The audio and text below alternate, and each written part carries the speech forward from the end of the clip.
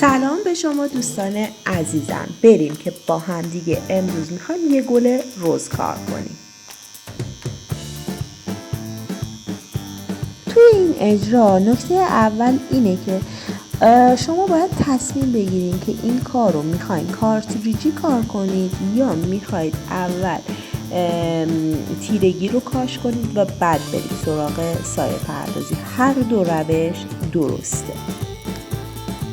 من میخوام به صورت کارتریجی کار کنم. یعنی چی؟ یعنی که اول میخوام هر تیکه‌ای رو که کار میکنم همزمان تیرگی ها و سایه ها رو کاشت کنم و برم مثلا سراغ تیکه بعدی یا گلبرگ بعدی. خب بریم که کار رو انجام بدیم.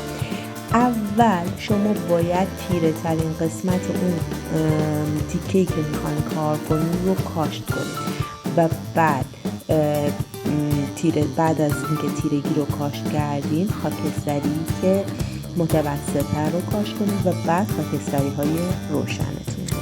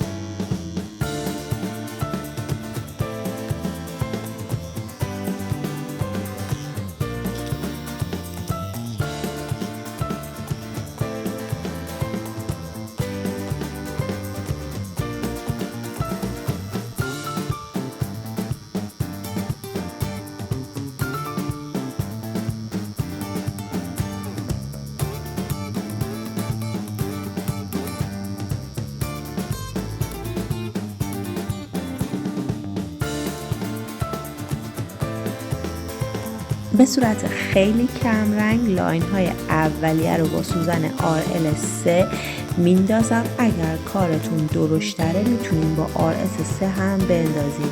یه لاین بسیار کم رنگ و محو بهتون تحویل میده.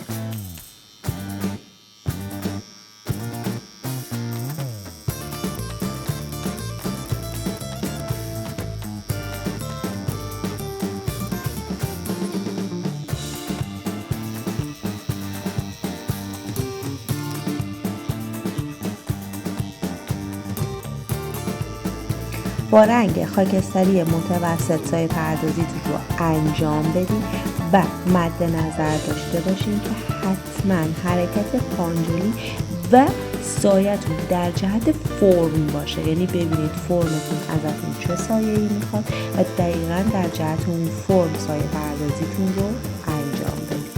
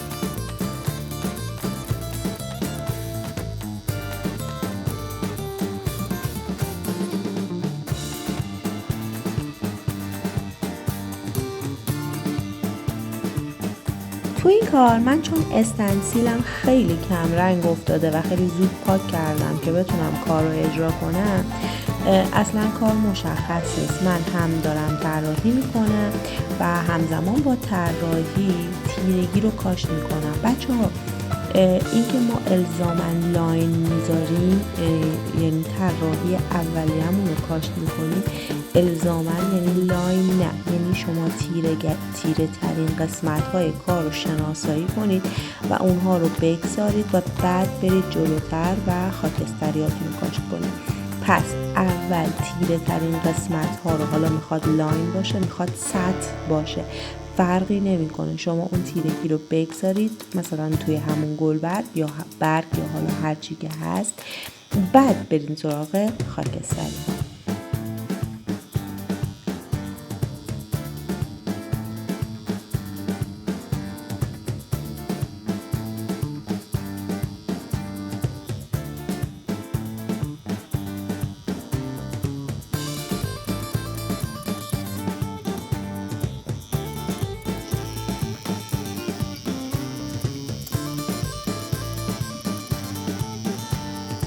بچه یه نکته بگم، گل رز برگش کنگره داره و شما باید هر کدوم از این کنگره ها رو، رگ برگ ها از کنار این کنگره ها به سمت داخل حرکت میکنن و برگ به دو قسمت تقسیم میشه، یک طرفش تیره تره یک طرفش روشن تره و همیشه برگ از کنار گل وقتی داره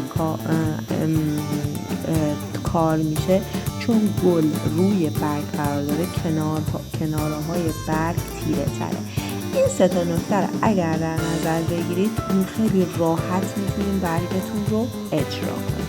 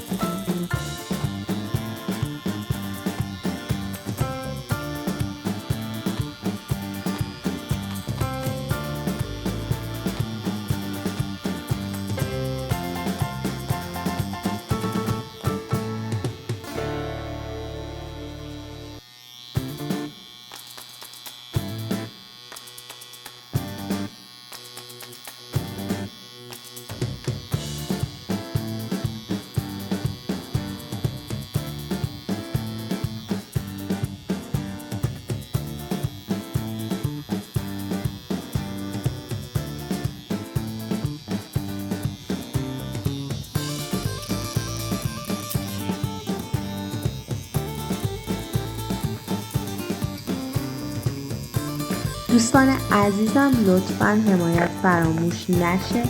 اگر تا الان سابسکرایب نکردید ممنون میشم سابسکرایب کنید. لایک و کامنت فراموش نشه، من کامنتاتون رو میخونم و اگر سوالی دارید یا درخواست طرح خاصی رو دارید توی کامنت ها با من در ارتباط باشید.